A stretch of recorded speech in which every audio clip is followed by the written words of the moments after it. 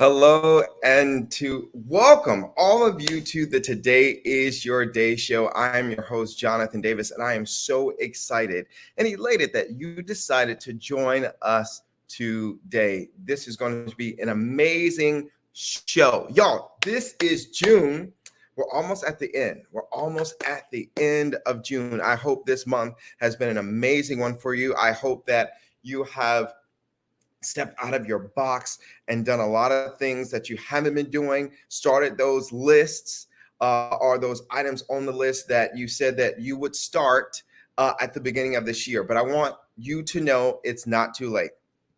It is not too late for you to do well the duration of this year. We're in June, so that means we're in the exact middle, and you still have a chance to win. You have a chance to win. Listen, like we say, today is your day. Hey, today is your day to start. Today is your day to get yourself out there. Today is your day to go big. Go big. Go big. Also, this being June, it's Men's Health Month, and I hope that you all have gone to the doctor. I hope you've done something to really pay attention to your health. You've gotten a physical, you have started walking, you started eating a little bit better. Hey, it is almost summer, so you may be wanting to eat a little bit lighter anyway because it's so hot outside, and you want to just be healthier this year. So I'll get more on that a little later in the show, but I want you to be ready for the man of the hour, the amazing Ray Williams. He will be joining us this evening, and I'm really excited about the conversation that we will be having. But before we get there, I want to make sure we acknowledge our sponsors. Of course, we want to acknowledge Davis Consultants. What do?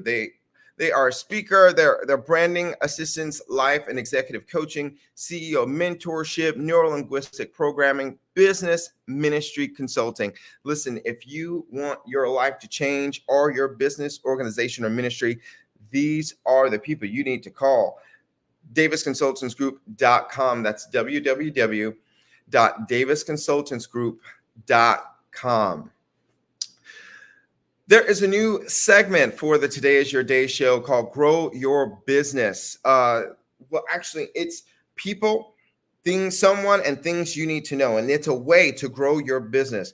I want to put you on this platform and let the whole world know who you are, what you're doing, and all that you have going on. You may have a book, you may have a business, you may have an event coming up. And I want to make sure that the world knows about you and what you have going on. So if you want to be a guest on the Today is Your Day show, someone and things you need to know, you can email me at jonathan@davisconsultantsgroup.com.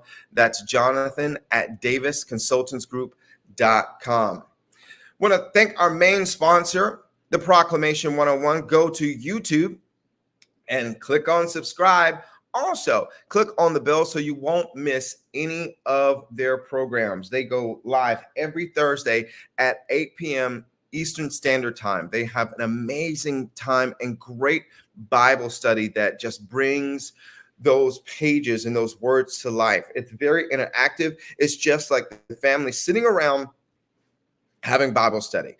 So I'm telling you, you don't want to miss it. You will learn so much just participating in this Bible study. Again, it's every Thursday on YouTube, the Proclamation 101. That is all one word. Click on subscribe and click the bell.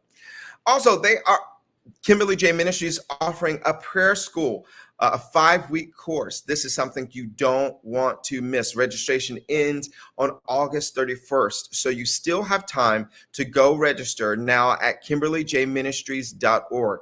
That's KimberlyJMinistries.org. It's a one-time fee of $50. You register and you get a workbook. This is something that I believe will be a blessing to you, your family, and everyone that you know. You want to get better in praying. This is the school and course that you need to sign up for. Again, it's the Prayer School 5-week course, and you need to go to KimberlyJMinistries.org and sign up. Also want to thank our partner, a word and a song. All you need to do is go to Facebook, click on Montre Roberts. This is every third Sunday at 7 p.m. Eastern Standard Time. You will have a word and a song. It's a great time of ministry and fellowship that she just brings on that live. And I'm telling you, it's just like you're sitting there having worship time with Jesus. So I'm telling you, don't miss it. Every third Sunday, 7 p.m. Eastern Standard Time. It's a word and a song. Go to Facebook and type in Montre Roberts. Before we bring our guest up, let's have our Today is Your Day moment. International coach Jonathan Davis. This June is Men's Health Month. I want to make sure that you are staying on top of your health. Here are 4 things that I want you to make sure that you're checking off your list every week. The first is regular exercise. Make sure that you put in your schedule at least 150 minutes every week of some type of physical activity. This could be a brisk walk, a jog, a run, even weight training. You want to make sure that you have these physical activities that will help maintain your weight and get that heart pumping and making sure you're active and moving. The next is having a balanced diet. Make sure your diet consists of fruits, vegetables, whole grains, and lean protein.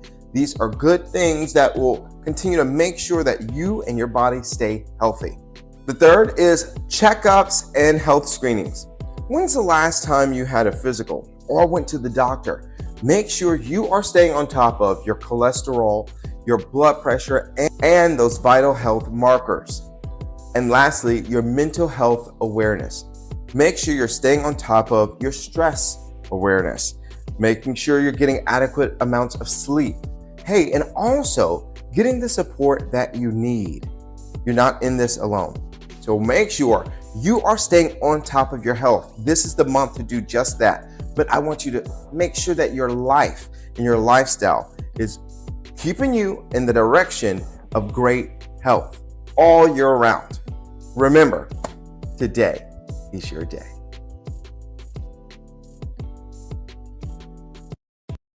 I'm Eugene Perry I'm Donna Perry, and we're the host of Young People Nation podcast. We know that mental health is way too stigmatized. Young people are hurting. They are in dark places, just wanting to feel heard. That's why we're bringing no judgment conversations with the guests who have been there, done that, and want to share their experiences in an environment with transparency, healing, and safety. So tune in and subscribe wherever you listen to podcasts. And just remember, there's always hope.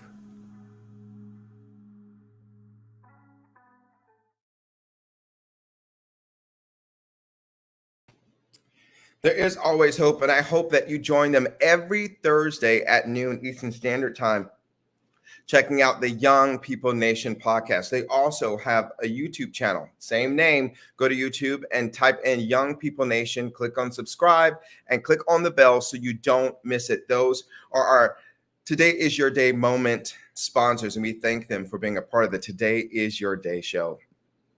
Y'all, I see y'all in the comments, and I am ecstatic that you decided to join us. We want to give a shout out to Devonna, Jizcard, Tony Davis, Joy, Yvette, Janelle Davis Hamilton, Karen Lacey, Kimberly Scott, and Classy Spellman. Oh, let's not forget Jeremy Lattimore. Thank y'all for joining us tonight. And if you are in the comment section, please let us know that you're here. If you're watching the show, let us know that you are here and ready to join on this great conversation with this great man, Ray Williams. Let's welcome Ray Williams, the great man, Ray Williams, to the Thank stage. you. Today is Your Day show. Awesome. Today is my day. Thank you so much for having me. How are you, Jonathan? I'm good. I'm so glad that you gave us a yes to the Today is Your Day show. I know you are a very busy man, and I thank you for even taking out time to talk with us and drop nuggets. I knew that my audience needed to hear what you had to say and know Okay. who you are. And that I said, you know what? He is just such a blessing to me. I need him to be a blessing to the audience of the Today Is Your Day show. So listen, we stopped everything to make sure the internationally known Ray Williams hit Thank you, join. sir. I appreciate it. So I don't want to miss anything. So please let us know all these awesome things that you do. Whew, where do I begin? Oh, wow. Whew. Well, I tell you, I pastor a church. I minister around the world. I'm a coach to executives. I'm an entrepreneur, a serial entrepreneur. I'm a coach to entrepreneurs. I am a philanthropist. I am,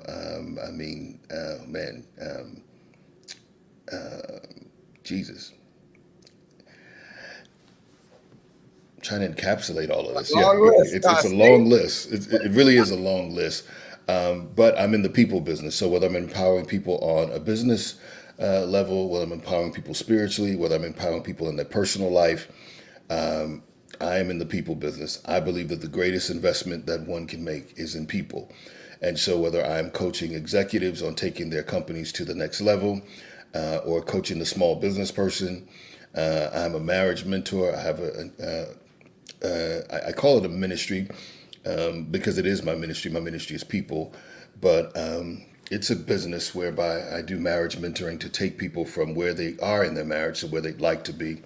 And I think a lot of that has to do with me also being in the people business because that's a journey of self-discovery. And so it depends on which day of the week. And sometimes in one day, I'm wearing all three of those hats. So, yeah, I'm a father, I'm a husband. Yeah, the list could go on. Should I keep going? But yeah, Yeah. depending on which arena you see me in. So many people, some people know me from the business arena. Some people know me from the trading arena or the stock arena, depending on the trading groups that they're part of. And other people know me from ministry platforms around the world. And so it just really depends on which day. And again, some days I'm wearing all of those hats, but in all of those, I am connected to people. I'm in the people business. And so whether I'm investing in who they are spiritually or where they're going spiritually, where they are psychologically, mentally, where they are as it relates to their career. And so some executives I coach who run multi-million dollar companies, multi-million dollar empires, and I serve as an executive coach to executives in that capacity. But my greatest honor is I serve people. So I'm in the people business. Oftentimes people see how many hats I wear and they say, if you had to just choose one, which would it be? And that's a difficult question to answer because I'm not just in one facet, but I am in one business, and that's the people business. And dealing with people and being, as I shared at the beginning of the show, it's like, it's men's health. And you talk and lead men all the time. You have sessions and you talk. What have you found? And being a man, a father, a husband, what have you found has been, I guess, the main challenges, or what are the complaints or hardships that you hear majority of the time, or personally? I think oftentimes because we live in a space now with the advent of social media and so many social media platforms and the impact that social media has, that is not necessarily reality. It's a curated reality, but it's not many. It wouldn't be what I call a present and clear reality. I think oftentimes what I hear is that men are fighting to be understood. Men are fighting to be heard, and men are fighting to be helped. To be heard and to be helped. Because when you're a man, let's just face it, when you're a man, you're supposed to come to the table with all the answers. You don't have the space to say, I need help. When we look at the divide between man and woman and the way that modern culture is dividing the two, you often see a diminished value as it relates to a man. I heard someone say one time that a man is the only person on the planet who is not loved for who he is. A man is loved for what he provides, whether he provides money, whether he provides guidance. A man is often valued and judged by what he does. Very rarely is a man seen for who he is, because oftentimes people judge men based on what they do. And much like myself, sometimes depending on the arena that you find me in, what I do is not necessarily who I am. And so one of the biggest misnomers that I have found with men is difficulty being heard, because we have this myth, and I don't know how much time we have, but we have this myth that men are not emotional, that men don't feel, that men are physical, and that's certainly not true. And so a lot of the difficulty in navigating dealing with men, whether it's on the business spectrum, whether it's on the marital spectrum, or the ministry spectrum even, you would be amazed at the people who, or the our female counterparts who want husbands but don't speak the language of man. I want to be married to a man, but I don't want to know how to coexist with a man. I'd like to have a wedding with a man, but I really don't know how to speak to a man. And oftentimes, expectations of what a man is often given by people who did not fare so well with men in their life. And so some of the challenges that I have found that many men face is really dealing with the nuances of, one, being a man, and two, being able to coexist in a world that has a diminished capacity for men in that what I do is more valuable than who I am. And God help you if you're a man that's becoming. If you're a man that's becoming, it really, really may not serve you quite well. So that's what I get oftentimes when I'm meeting with men, when I'm mentoring men, whether in marriage and or in business. Who do men run to? Women have girlfriends. Women have support groups. Women have Jack and Jill. Women have sororities. Women have all different types of resources. Many times when a man has hit a brick wall, he's got to figure that out. And the danger in that is this: there are men all across the world drowning. And the cruelty of drowning is when you're drowning, no one can hear you scream. And most men don't have the courage to scream because we were told that it's not okay to scream. No.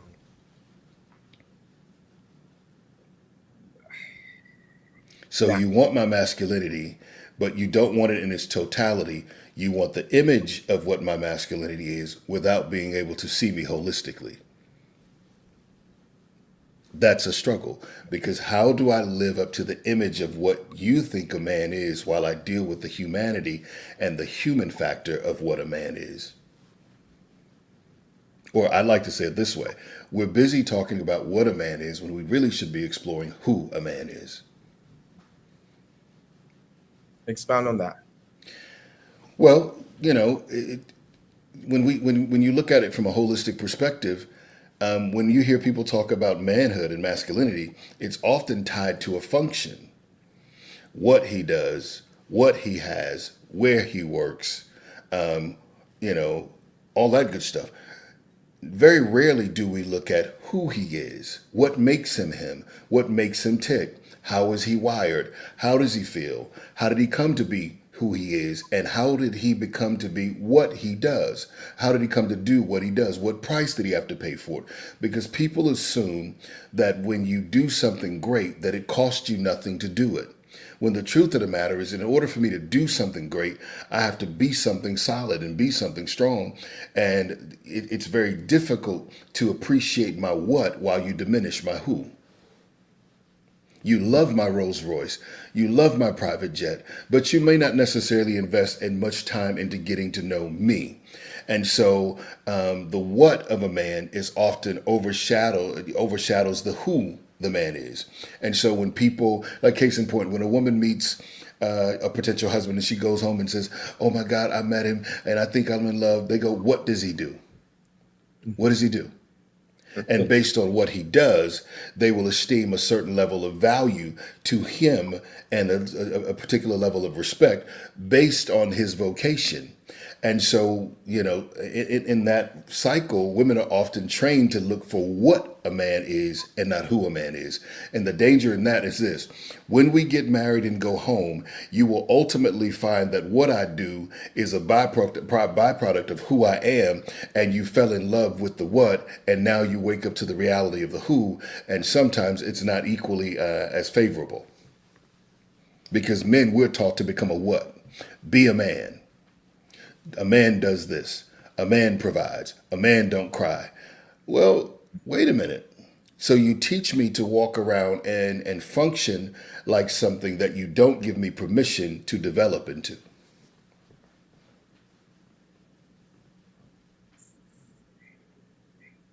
I'm glad you actually brought that up, because I was going to talk about or ask you to expound on how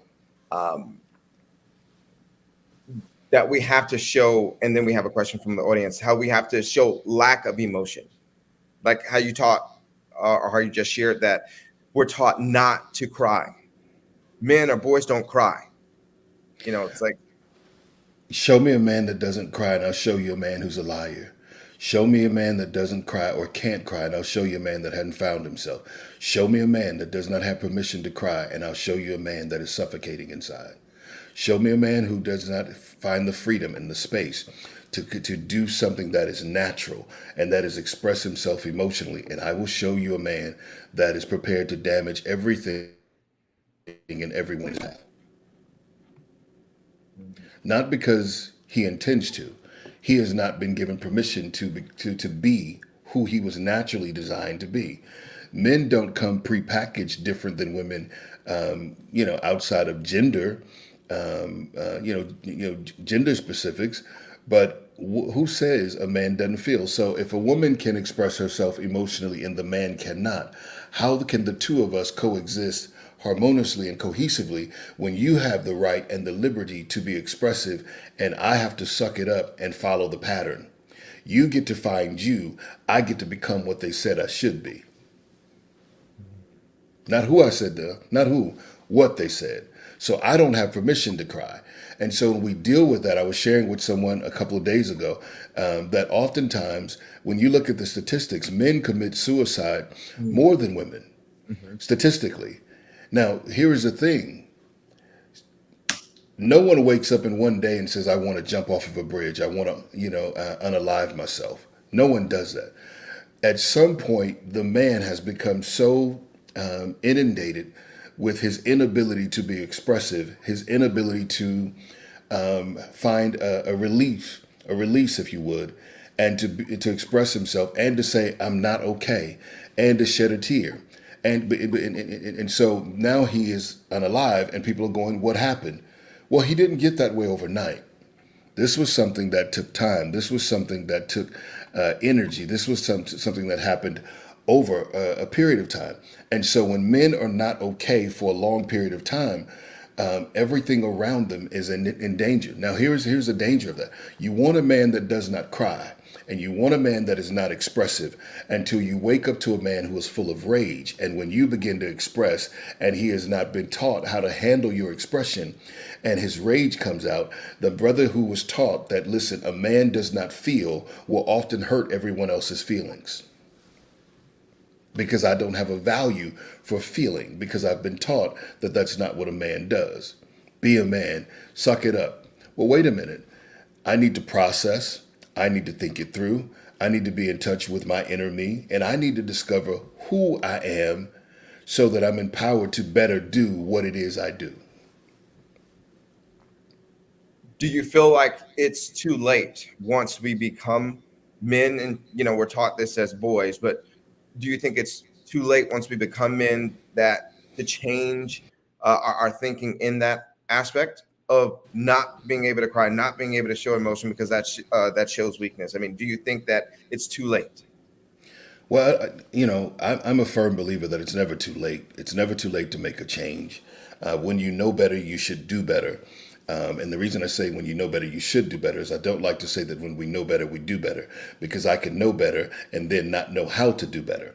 And if I've never been taught how to do better, then the expectation is that now that I am aware that better is available, that somehow by osmosis, I can just do better. And that's just not true. I don't believe it's too late, but I do believe that, change is imminent, because when a man can't feel and when a man has been taught to not be emotional, he becomes a tyrant. Case in point, with this ideology, we have raised and damaged many people in their formative years as children, because dad was the disciplinarian, dad was the provider, so dad was the tough tyrant. He was never tender. So I know my dad to be a man because of how he barked, because of how he worked, because of what he did. And so oftentimes when people tell you about their dad, they don't start telling you who he is. They start by saying, well, he's a lawyer, or he's a construction worker, or my dad is a pastor. They begin telling you what he does. You get it? What he does. And so I think it's never too late. But I believe culturally, especially for African Americans, culturally, we have to begin to have some level of arrested development whereby we get to a place that we can embrace the fact that we have perpetuated toxic masculinity throughout our culture and throughout our societies in such a way where we have damaged our women, we have abandoned our children, even though we show up at the same address. I was there. My kids were raised with me. Were they, or did they just grow up in the same house? Because it is possible for me to live with my dad and still not know my dad.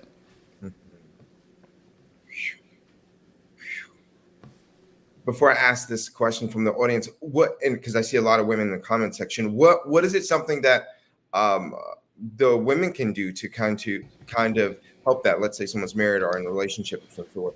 How can they help bring that change or bring that and better that environment? I think the first thing that women have to do, and this is going to ruffle some feathers, but I'm here for it tonight. Go for it. The first thing women have to do is stop listening to women tell you about what a man and who a man is. A woman has never spent a day as a man. And the only thing a woman can tell you about a man is based on her experience with the men that she's chosen or the men that she's had exposure to. So I think that's the first thing. We need to have a dialogue with men about who men are. You don't go to a dentist and ask him what a plumber does. You don't go to a mechanic and ask him what a brain surgeon does.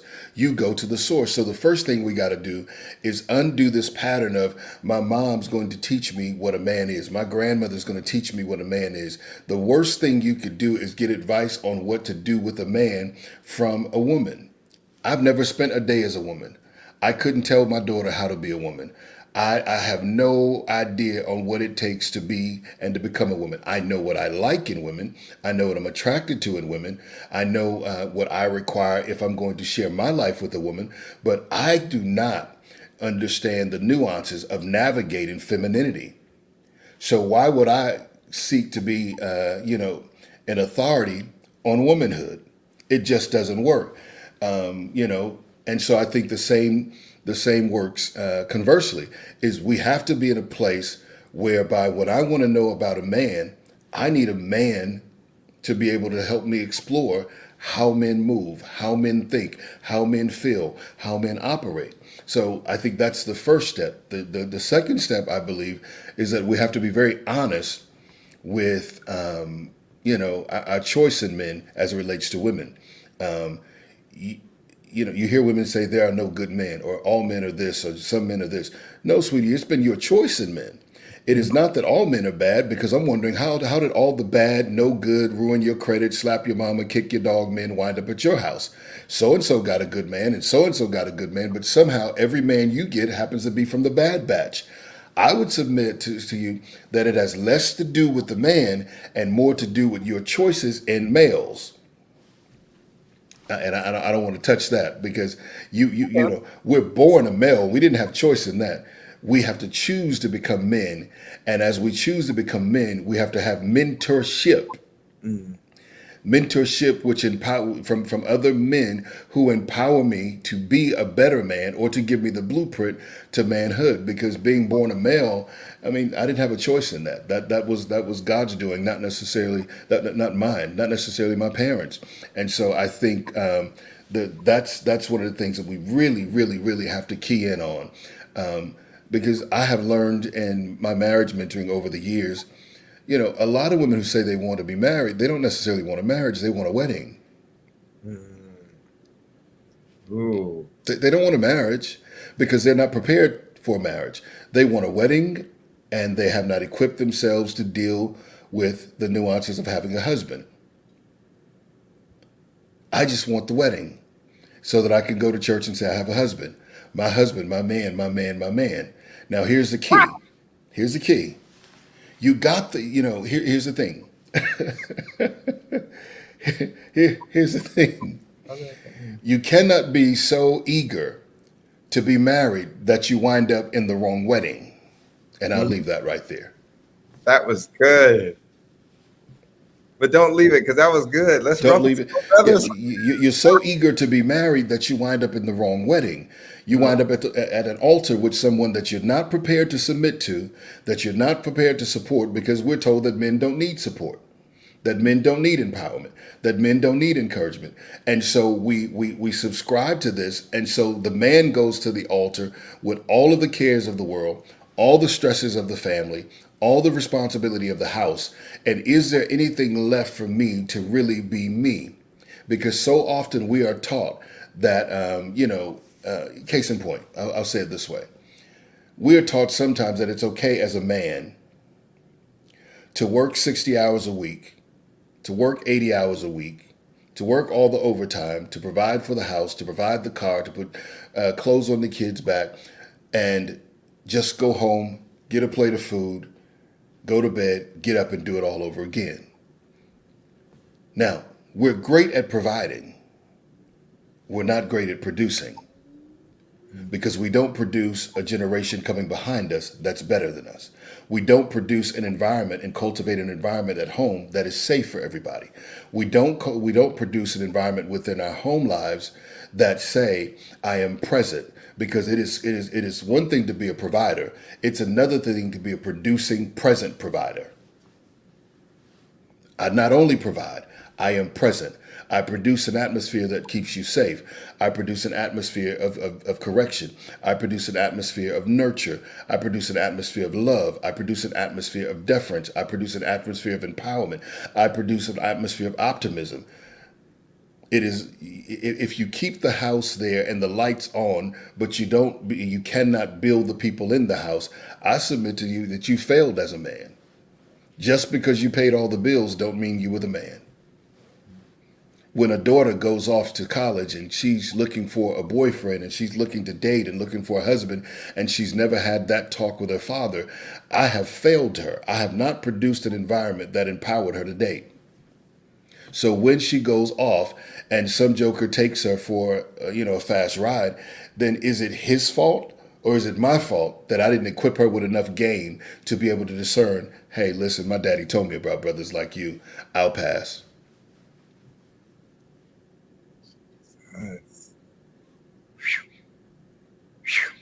Okay. Let's while the people in the audience calm down, let's answer this question. Why do you think there are more women support groups than men? Or I'll post it. Or why is it easier for women to come together to support one another? This question from Classy Spelman. I'm so glad she asked this question, because I want to first say that her question is filled with lies. Not that she's lying. Her question is filled with lies. I told them Not that she's lying, because what she's expressing is a true climate. That climate is, let's address the first part. The first part of her question, the first answer is produced by the lie that comes after it. Why are there more support groups for women than men? Because culture and society has told us that men don't need support, that men don't feel, that men are not emotional. Now, watch this. Why is it easier for women to come together to support one another? I don't think that's true. I think men come together to support one another equally. We just can't be open about it.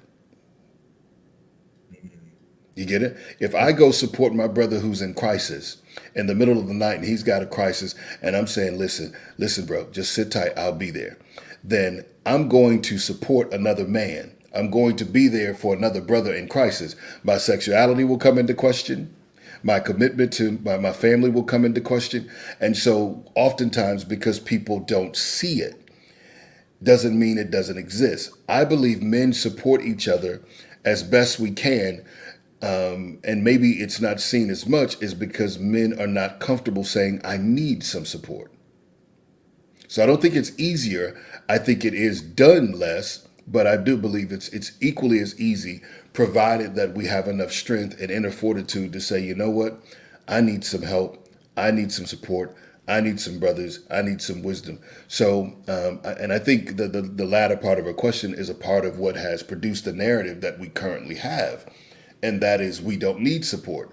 Men need support. I sit with people who are rich, who have more money than they're ever going to spend in their entire lives.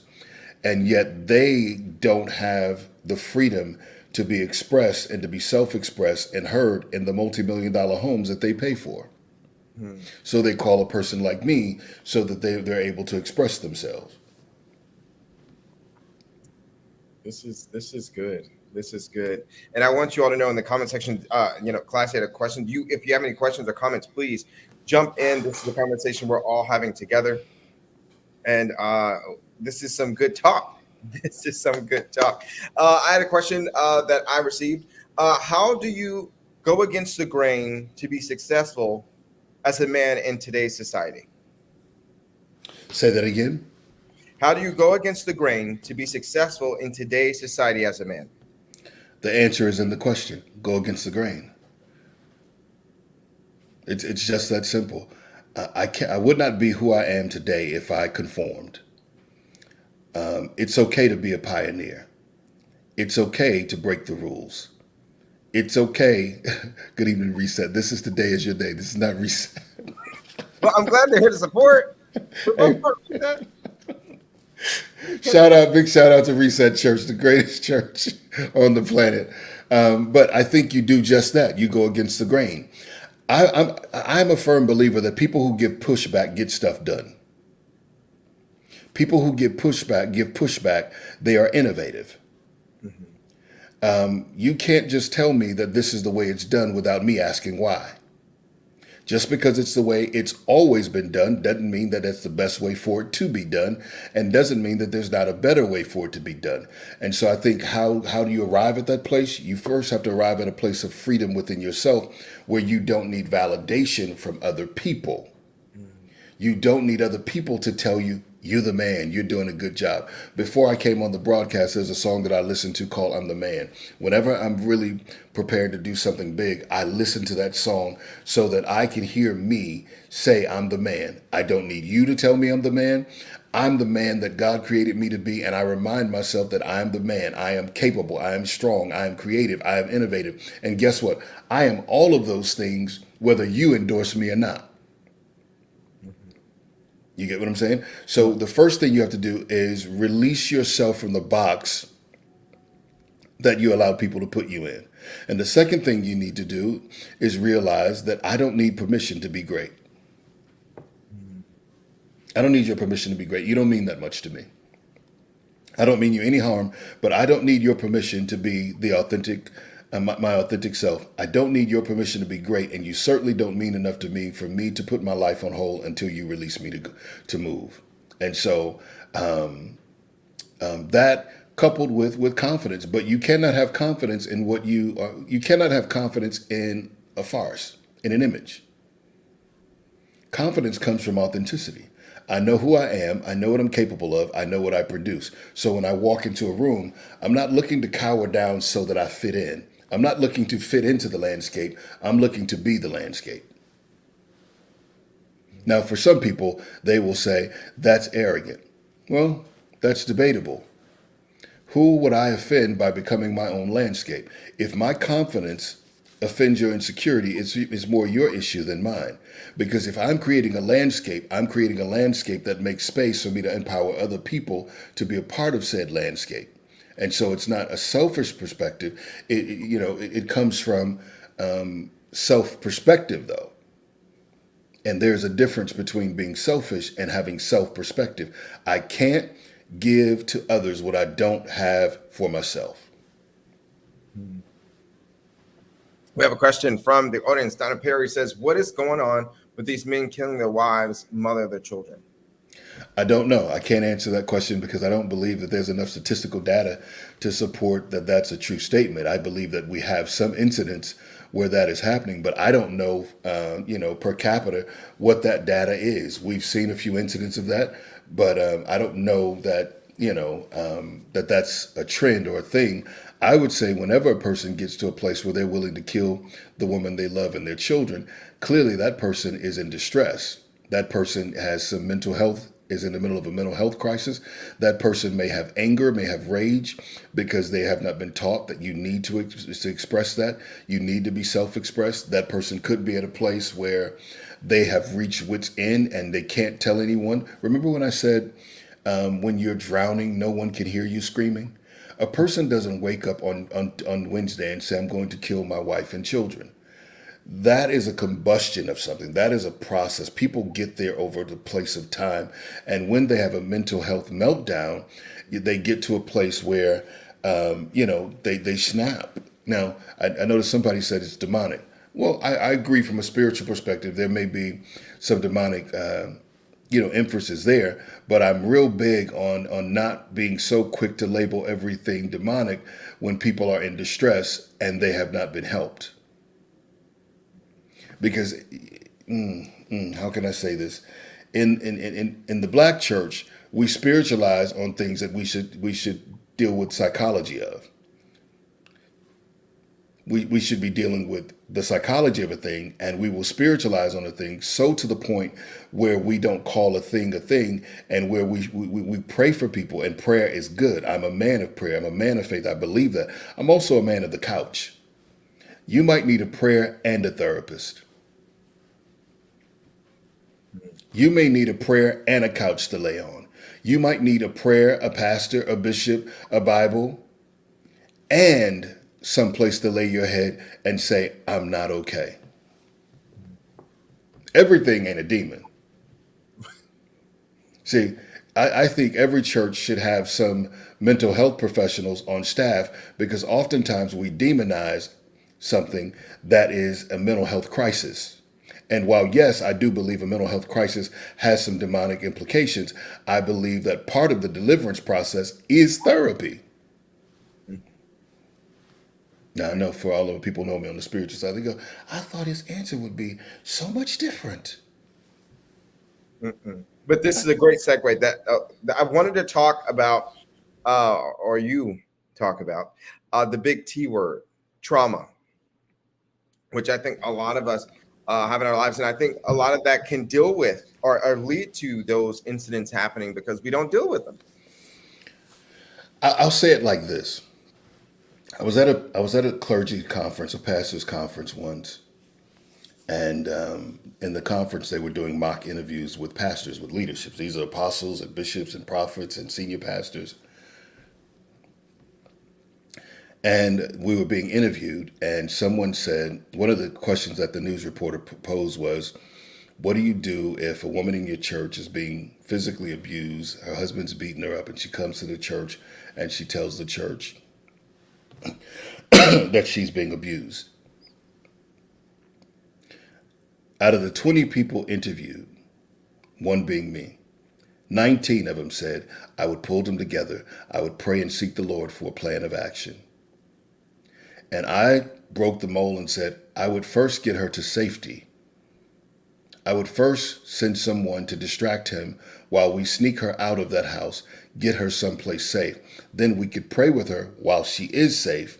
And then we can begin to deal with the man and begin to unpack some of the trauma that has caused him to get to a place where you beat what you love. How do you beat what you love? How do you beat what you birth? How do you brutalize what you value? And so trauma is very, very powerful because people view life through the lens of their trauma. I have a saying that I say, healed people hear differently and hurt people hear what has not been said. Healed people hear differently and hurt people hear what's not been said. That's good. Keep going, please. And the reason they hear what's not been said is because they listen through the lens of their trauma. Hmm. And so if you have trauma that has not been resolved, you are, often triggered. And when people are triggered, it is literally a mental health crisis that we don't often label as a mental health crisis. We just say, he has a bad temper, or you know what, he's a narcissist, or he's this, he's that. But oftentimes the root causes of a lot of actions is trauma. Let me go back to the who and the what. I often say when I'm doing marriage mentoring, or people come and they say, well, he does this and this and this and this. I said, okay, great. That's the what he does. Let's examine the why. If you tell me the why, if we can discover the why, I can help you fix the what. The trauma produces my behavior, and the trauma explains my behavior, but it does not excuse my behavior. And so often we zero in on the behavior and not the trauma that caused it. We see the what, the end result, and not necessarily the why. And especially with men, it goes back to what they do, what they are, what a man is, and not who he is.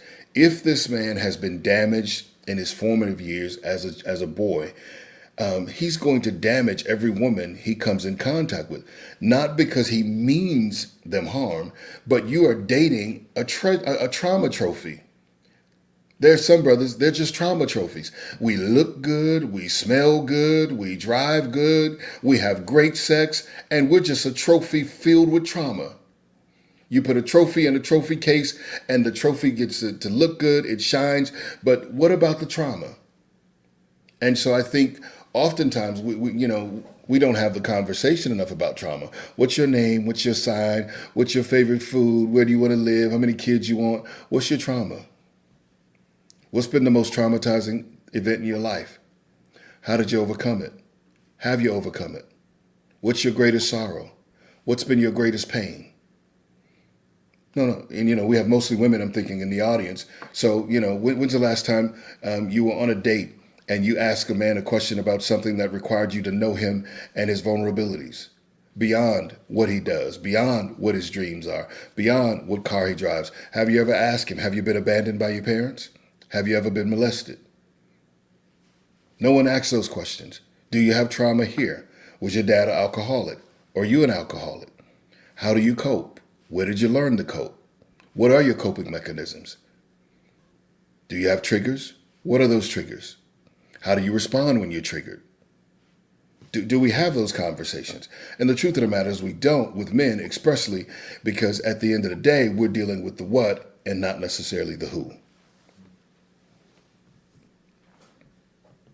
And I think a lot of relationships are not in trouble, but they're dealing with just that because they don't know how to even rectify that or to make it even better, because one knows not to show emotion, and the other and not to share what is going on the inside, and the other one just is nagging.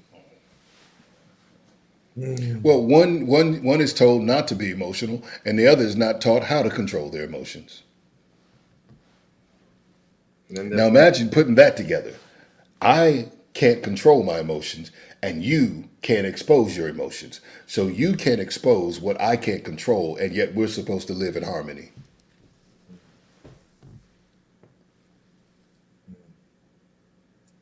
I think not. do you think that is one of the biggest? I mean, you talk to couples all the time. Do you feel as if that is one of the major things that are affecting relationships? Absolutely, absolutely. And it's you see it a bunch, and oftentimes we're trying to navigate life with another person when we've not mastered life with ourselves. And so you see those nuances and you see those symptoms a lot. I don't believe, and I said this Sunday to my church, I don't believe a man could ever be a man until he sees a man, and preferably a man who cares about him.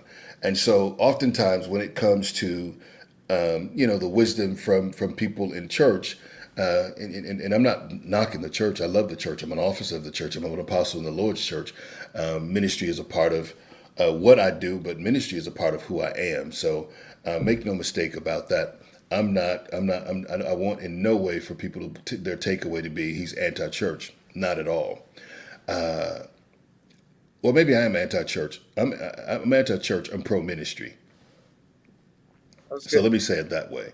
And so oftentimes, and even in the comments, you can tell the people who are very churchy based on some of the responses that they post, and it's like that's what you've been taught in church. Most of the times, that doesn't work in reality. You get it? Someone posted earlier, yes, encourage yourself. Yeah, but what happens when I don't have enough wind beneath my wings to encourage myself? What happens when the weight of the world is on my shoulders and I need to be able to go home and lay in my wife's lap and have her encourage me? Yes, David encouraged himself in the Lord. David encouraged himself in the Lord because his wife and his children had been taken and his men spoke of killing him. And so he had no option. That doesn't mean that that's the norm. Neither does that mean that that should be normal. You get it? That was very painful for David, but we saw David as a king and we saw David as a man, and he pulled it together. He encouraged himself in the Lord. And while that was his only option, and of course, if you exegetically look at that particular text, there's so much more to it. I don't believe that God intended that to be the norm. The reason I don't believe that is this. God creates Adam. He places Adam in the garden. He puts 4 rivers around him, Hiddekel, Gihon, Pison, and the river Euphrates, to ensure that he has everything he needs. Those 4 rivers supplied everything that he needed, right? He has dominion in the earth. He has dominion over everything in the earth. And God looks at him and says, you know what? It's not good for him to be by himself. Everyone else has a companion. I need to make for him a helpmeet. So it's never good for a man to dwell by himself alone. And here's the thing. What I mean by alone is this. I can be in a marriage with a woman I love and still be alone. It is a horrific commentary that I often hear. I am married for 20 years and I feel so alone. She does not get me. There is nothing like loving a person who does not get you. There's nothing like waking up next to a person who does not get you. There is nothing like living with a person who has expectations of you, but they don't get you. They get what they want to get from me. They get what they want me to produce to make them comfortable, but they don't get me. And the danger in that is this. Their expectation is for me to perform and not to exist.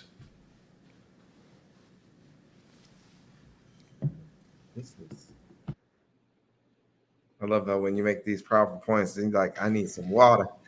But yes.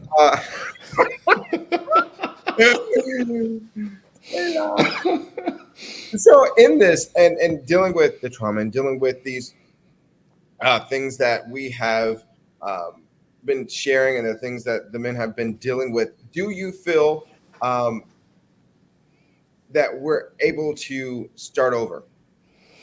Absolutely. Why not? Why can't we start over?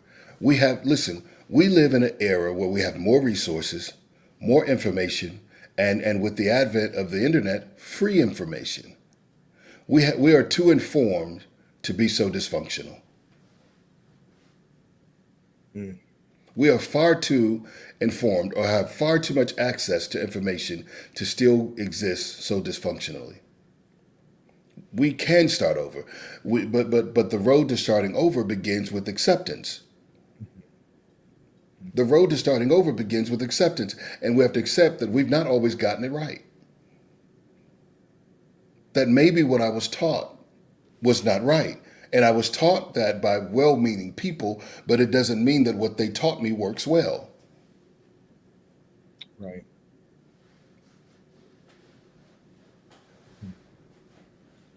How can the mate be supportive in that? Because again, when someone changes or wants to change, they still a lot of times see that old person, and then that's the one they want to keep calling out, how you used to be and how, you whatever.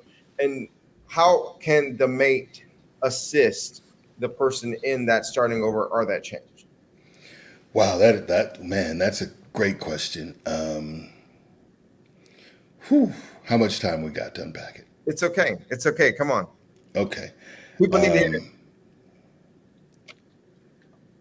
Well, the first thing we have to do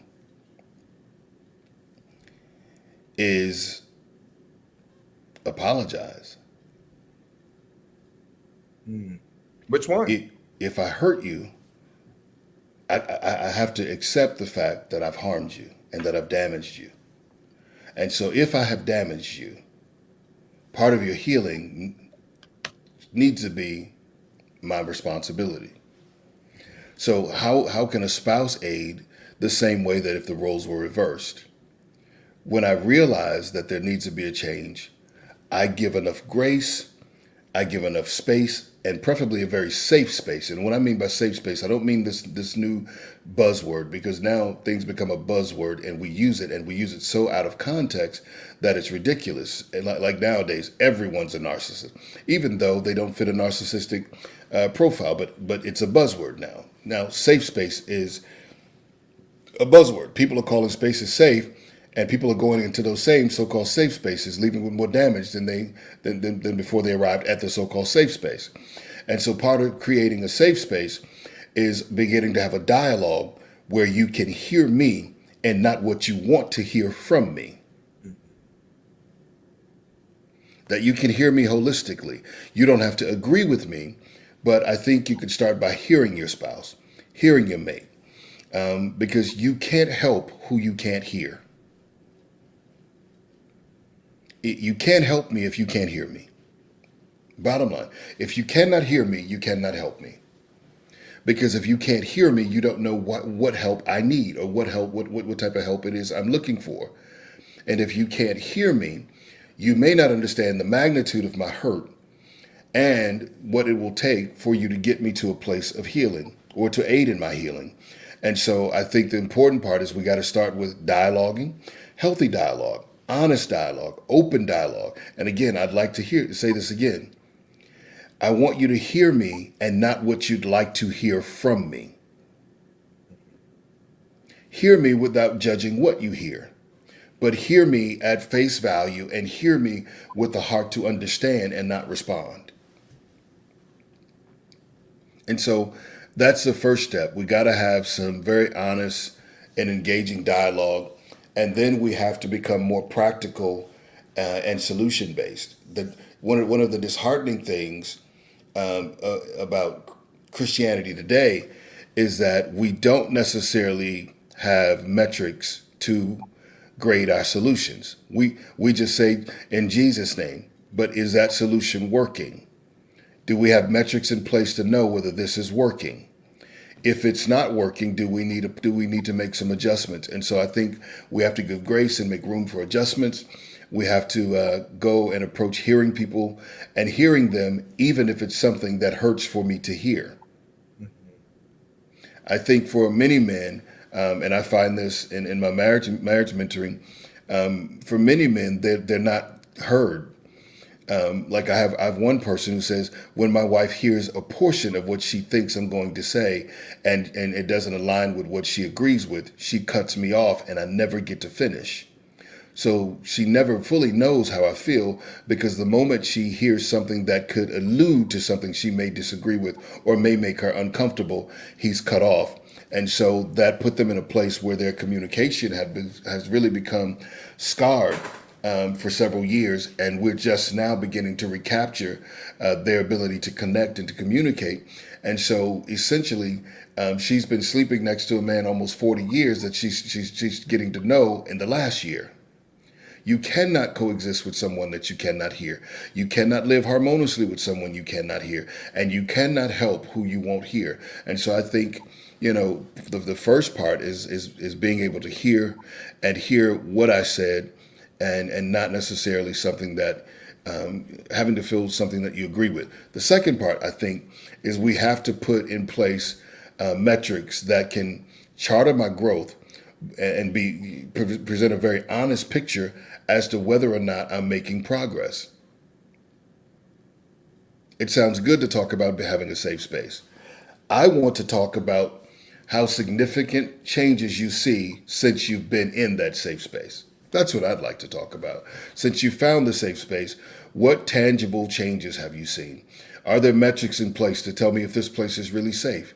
It may just be a resting place. It could be a quiet place, but it doesn't mean that it's a safe space, because what happens when I go into a quiet place and the safety I need is a voice? So we got to begin having honest dialogue, honest conversation, and then we have to get to a place of being equipped. Desire alone is not enough.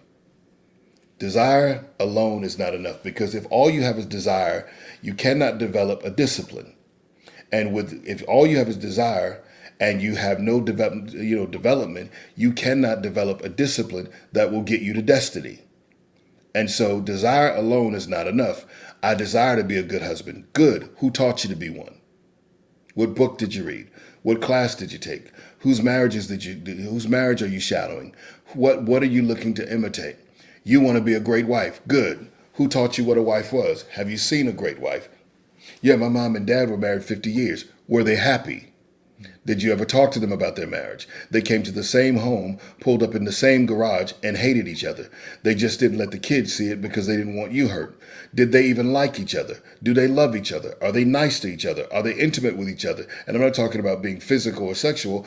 Are they intimate? Because intimacy requires a level of vulnerability. Have you ever seen your mother be vulnerable with your father? Have you ever seen your father be vulnerable with your mother? Have you ever seen them exercise conflict resolution? Oh, I never saw my parents argue. Then you don't know how to resolve conflict, because you've never seen conflict resolution up close and personal. So you have the Huxtable image while you live in tyranny.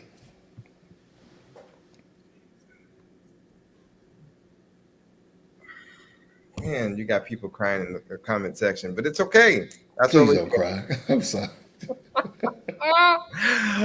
Donna Perry had a question. She asked, expound on the importance of a wife creating those safe spaces and knowing your person. Well, yeah, I think it's vital. I would say this, and this may sound harsh: until you can create a safe space, you're not prepared to be a wife. So it's vital. The success of your marriage, it heavily hinges on your ability to provide a safe space for your husband to come home to. And to give an example to that, or to just expound on it a bit, when I come home, I'd like to know that I'm celebrated and not tolerated. When I come home, I'd like to be applauded and not critiqued. When I come home, I'd like to be able to say something in here to my wife that's not going to get back to my in-laws. I'd like to be able to confide in you and not have that you be my confidant, and then you go and share my whole testimony with the Bible study group. And then you wonder why I don't want to go to church. It's not that I don't love Jesus. It's not that I don't want God. I don't want what you have created. You have made me the test tube, baby, so that your pastor could have a greater sermon to preach on. So creating a safe space is extremely vital. And to add to the B part of that, why are you married to a person that you don't know? Knowing your person is critical. I should know you before I marry you.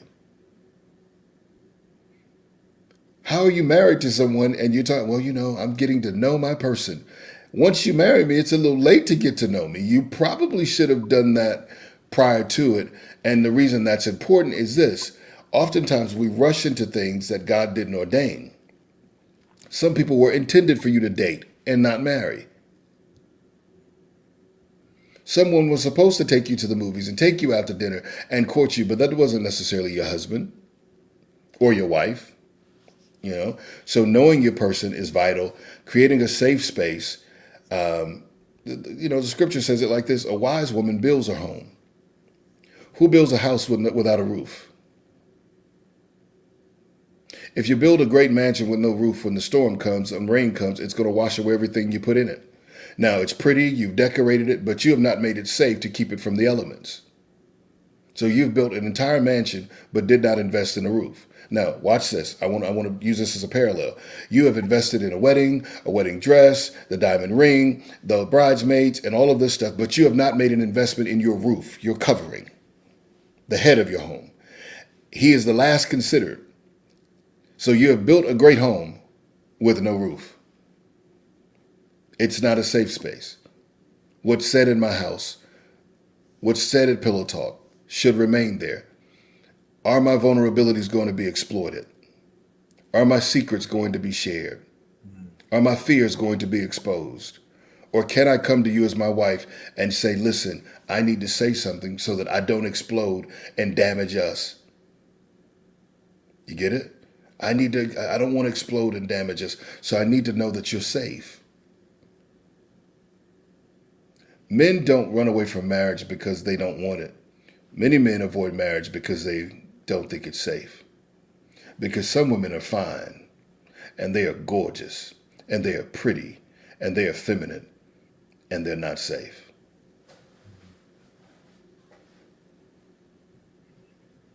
They're not safe. They're emotionally volatile. They're not safe. And make no mistake about it, I love the sisters. I am pro-woman. I am pro-man. I'm not here to beat up on women at all. But we're talking about from the male perspective. And based on that question, the truth of the matter is, as parents or as mothers, do you instill in your daughters that it's their responsibility as a part of building their home to provide a safe space? I've met with couples, and it's a sad commentary. They feel safe everywhere but at home. She's going to throw every failure up in my face. She's going to remind me of every flaw I ever had. She's going to remind me of everything I didn't finish. She's going to remind me of every project that I didn't turn out like I said. She's going to remind me I didn't get the degree. She's going to remind me that the company is not doing what I said it would do. She's going to remind me of my dreams crumbling. She's not safe. Oof. Proclaim the word, ask the question, who should a man reach out to get the help he needs? Ooh, I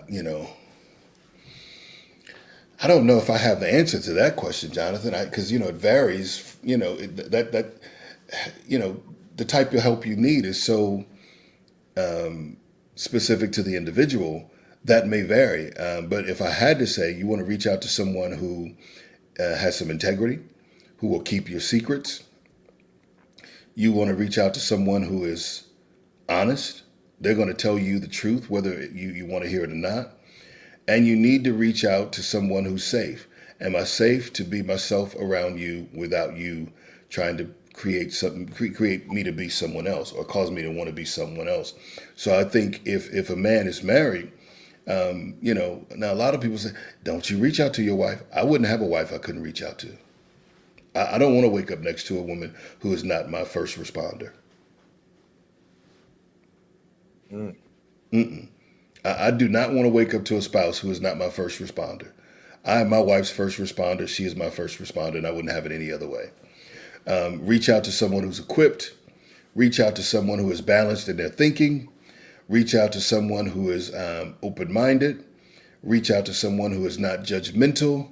Certainly reach out to someone who has a level of spirituality and God presence who happens not to be religious. And sometimes you may have to reach out to a therapist, reach out to a counselor, reach out to a support group. If it's at your local church, great. If your pastor does it, awesome. If your church has a ministry that provides it, amazing. If you can find a Facebook support group, awesome. But whatever you do, reach out. I would much rather you reach out and reach wrong than to not reach out and implode. Because if it's a bad choice, we can fix that. If you implode on yourself, there's no coming back from it. Donna Perry, I had no idea in chapter 1, but in the following chapters, God graced me with wise women who taught me.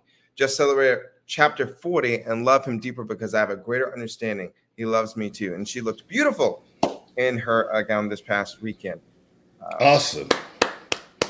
And here's the thing, nowadays you don't get marriages that make it 40 months. You got people who've been married a year and now they got a marriage seminar.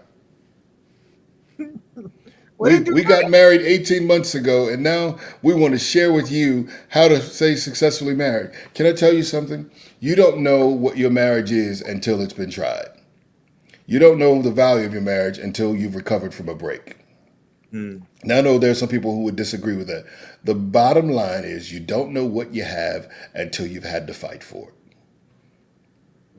You don't know the strength of the muscle until you got to lift something heavy.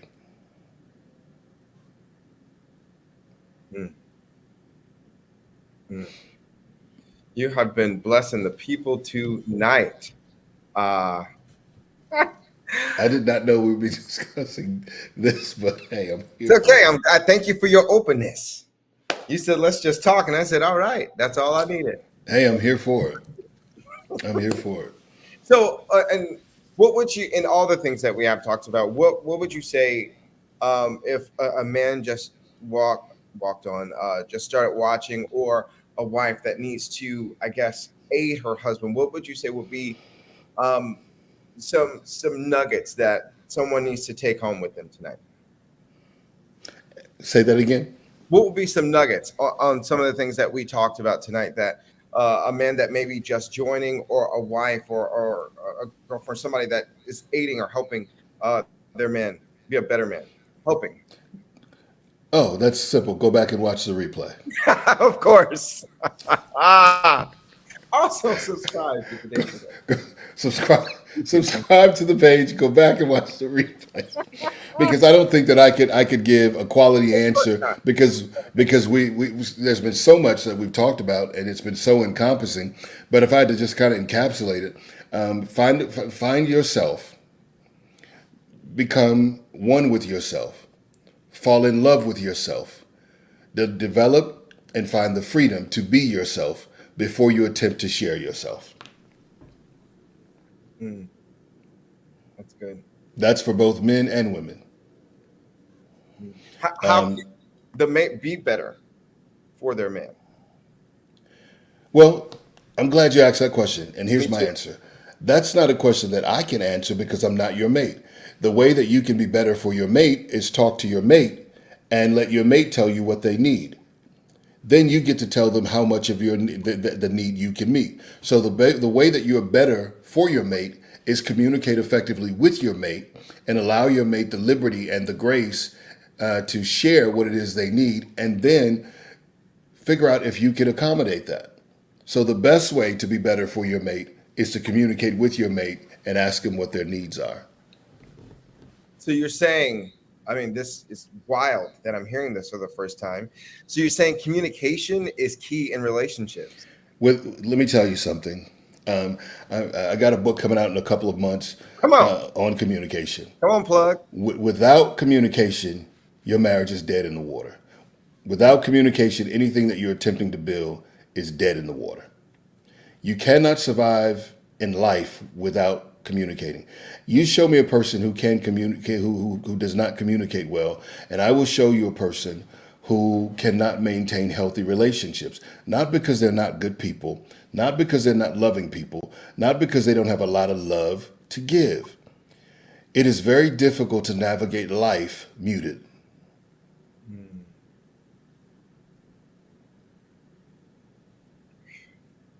If you cannot communicate, think about something. How can you build a life, a future, raise children, have a healthy marriage, build a ministry, build an empire with someone that you can't communicate with? Communication is vital, no matter what you're doing. Without your inability to communicate can kill everything good that God sends your way. Think about something. God approaches Moses and gives Moses an assignment. Moses says, I don't communicate so well. God says, okay, I'm going to tell you what to say.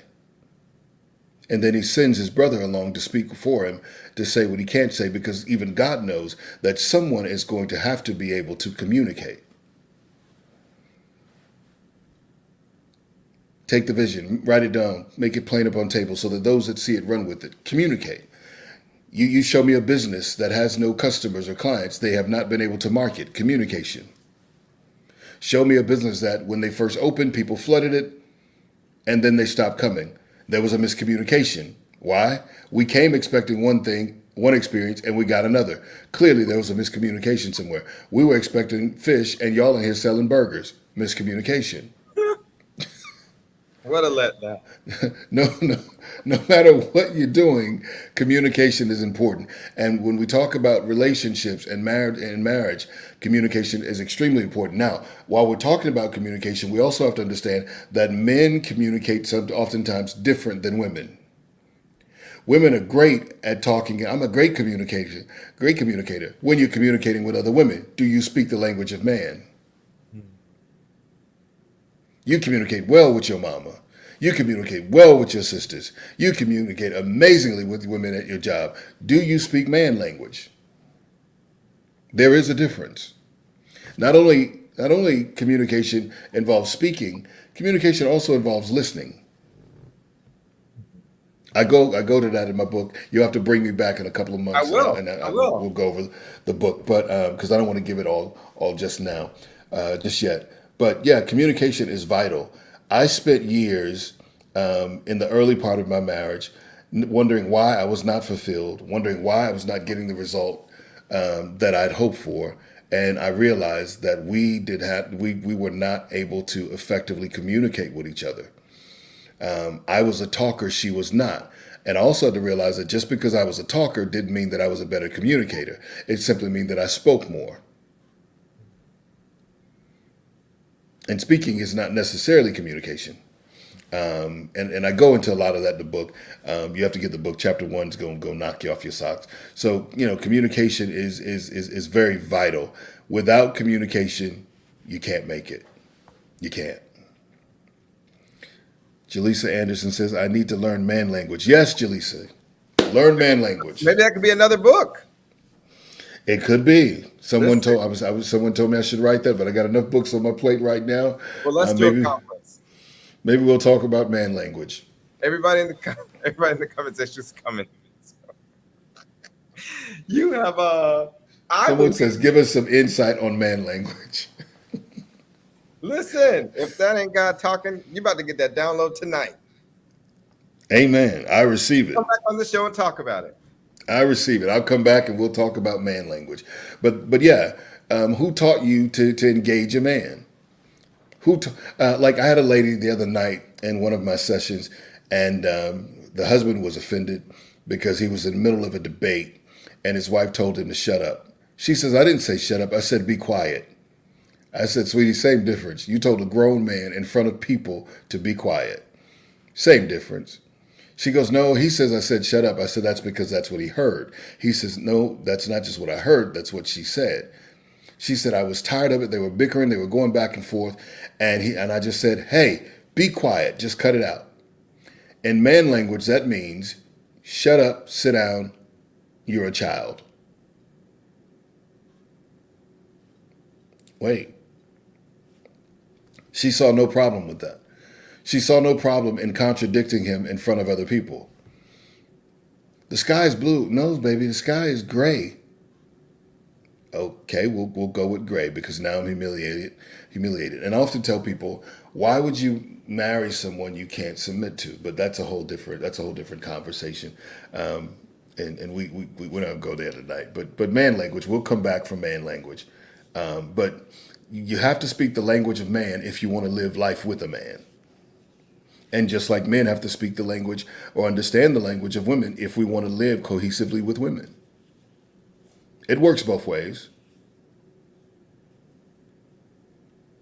Donna Perry said, that's a no-no. You just cut your man up, lowered him.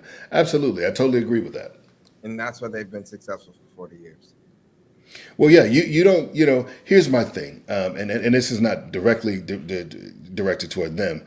I used to be impressed when people say we've been married 50 years. I'm not as impressed anymore, and I'll tell you why. I was at a conference in DC a few months ago, and this gentleman said that he and his wife had been together for 62 years, and they'd been married almost 62 years. And he said, but for whatever reason, we were out running errands the other day.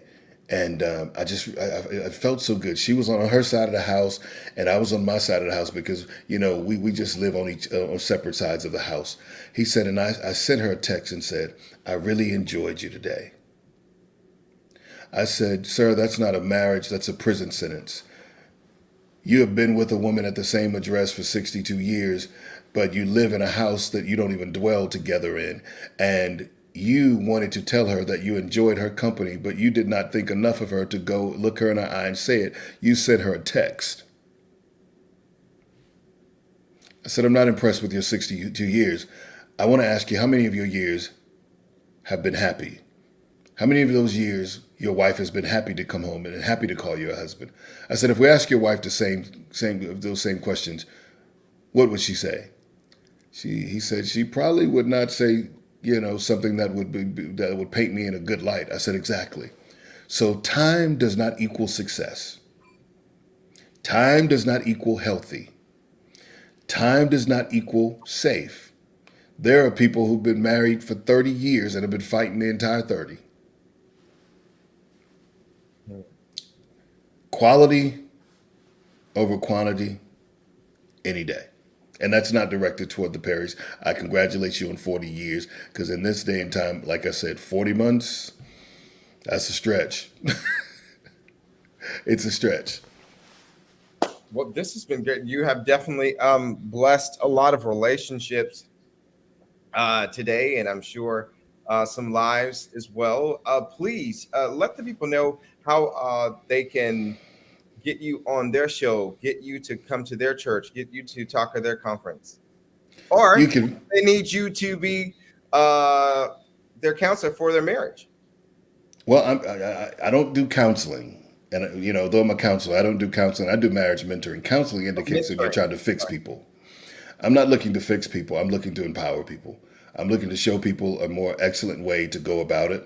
I'm looking to equip and tool people with effective tools that allows them to get to a place in their marriage that they could quantify growth and quantify that the quality of their marriage is greater than it was before we encountered one another. And so you can visit www.raywilliams.org. I'm sure they'll put that in the comments, raywilliams.org. That's my website. It's under construction now, but there you can leave an email or contact. But raywilliams.org, www.raywilliams.org. If there's a contact form there, you can fill it out. Someone on our staff will contact you back. And if what you do aligns with my moral compass and aligns with what my assignment, gifts, and talents are, I'll be more than happy to come and share and do whatever. My husband loves Mr. Williams, straightforward and true. Thank you. I appreciate that, sir. I've been married now. I've been with my wife now 26 years, 27 years. I hope to make it 40 years plus, like yourself. Yeah, raywilliams.org, www.raywilliams.org. There you can get in contact with me. You can find me on Twitter at Pastor Ray, on YouTube at I Am Ray Williams. All of that you can find out about at raywilliams.org. You can click those links and get in contact, and I'll be happy to accommodate you. I love people. I'm in the people business. I love the kingdom.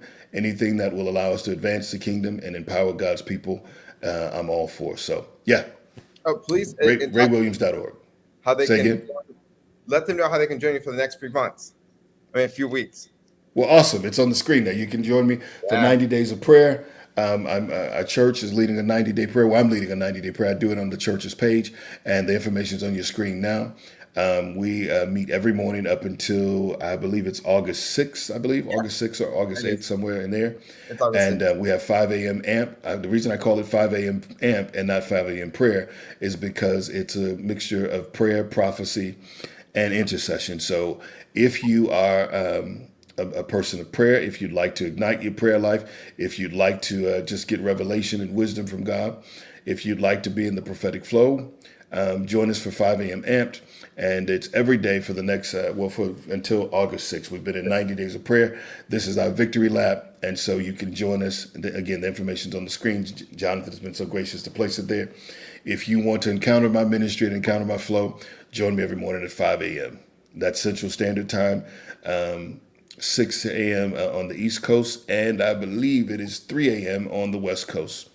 We have people from all over the globe who chime in, who join us, and it will change your life. Absolutely bless your life. And so everybody's welcome. All right. want to make sure that's up there too. So, of course, since you brought up prayer, I would love for you to pray for the people that are watching, that will watch later, and bless them with your anointed prayers. Oh, wow. Or if you also, after that, if you hear something and see something in the audience, please. Yeah. Okay. Jonathan pulled, he threw me a curveball there. That was pretty slick. I just wanted to communicate that to you. Father, in Jesus' name, I just thank you for these, your precious people, this gathering. I thank you for this platform. I thank you for such a gracious host. And Lord, you know us name by name, person by person, situation by situation. And we cast all of our cares upon you, for we know you care for us. And so, God, I thank you that your word has gone forth, and it's gone forth unhindered and unchecked by any force of darkness. There may be somebody here watching today, God, or may watch the replay, and they're at a crossroads. I pray in the name of Jesus, and I decree and declare in the name of Jesus that clarity, wisdom, strength, and revival shall hit their spirit, man.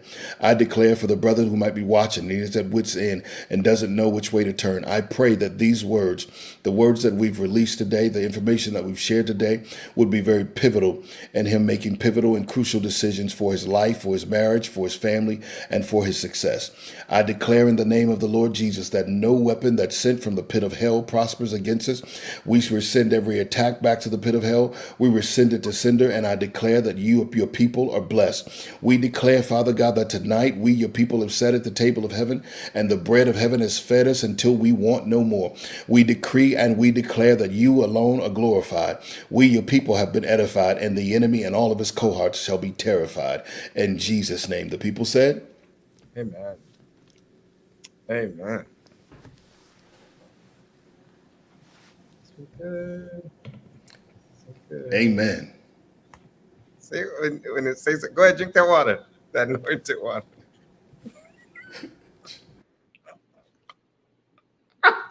So I definitely want to share that this is my mentor that God has blessed me with. He's also my pastor at Reset Church, and I am just elated to have met him.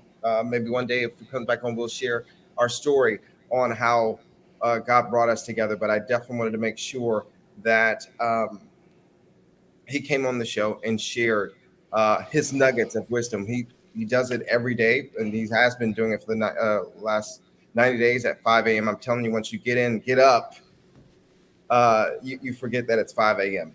and or 6 Eastern Standard Time. So I'm telling you all, this is a mighty man of God that you definitely want to get connected to. I am going to put on the screen again how you can reach him. That's YouTube, and reach out to him at raywilliams.org. Again, that's raywilliams.org. Before I leave, and I ask all my guests this now. So when you hear today is your day, what comes to mind? Man, so much. As a matter of fact, I have been now, you know what I tell myself daily? Tell me. Today is your day. That's awesome.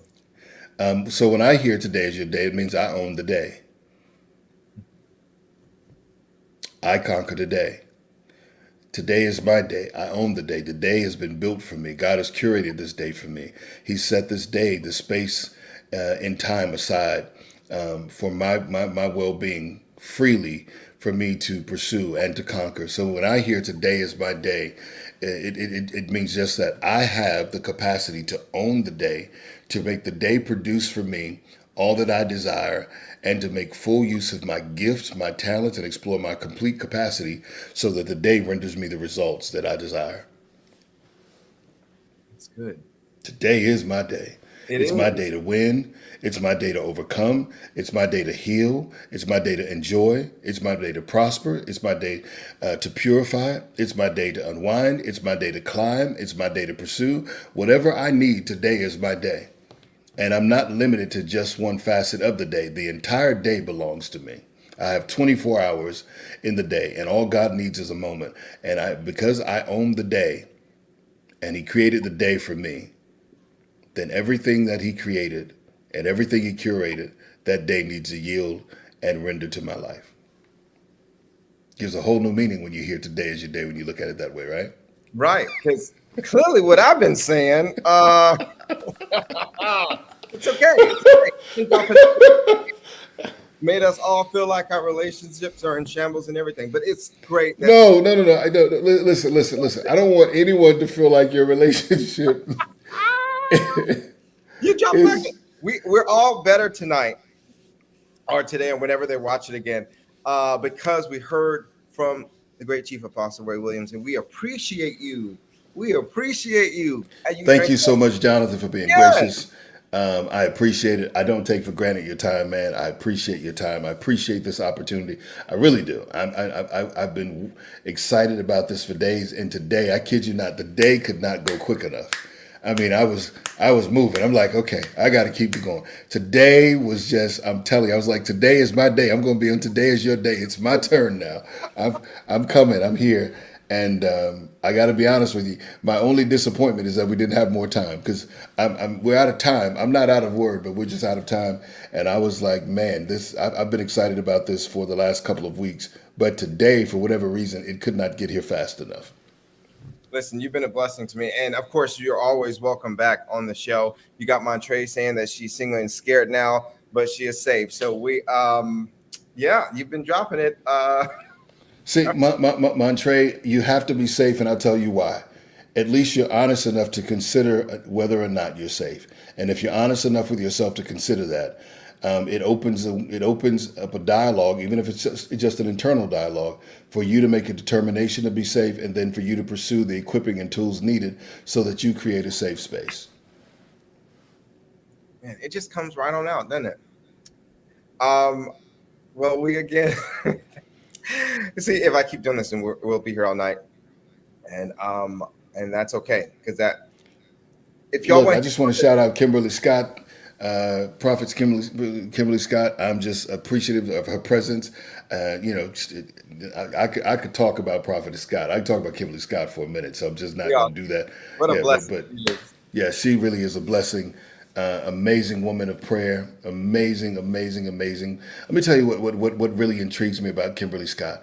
When I talk to her brain, her mind, I'm a communicator, and brains and mindsets really intrigue me.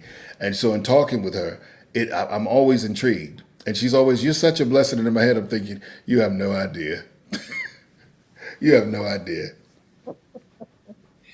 Okay. Well, let's head on out. I want to say my little outro, but all that you said about what today is your day is, I feel like it's not enough. It's not enough. But it's all good. Say what you have to say, man. Thanks for having me. This has been amazing. Of course. Yes. So I'm going to say my little saying after Apostle said all of his. It doesn't have to be your birthday for today to be your day.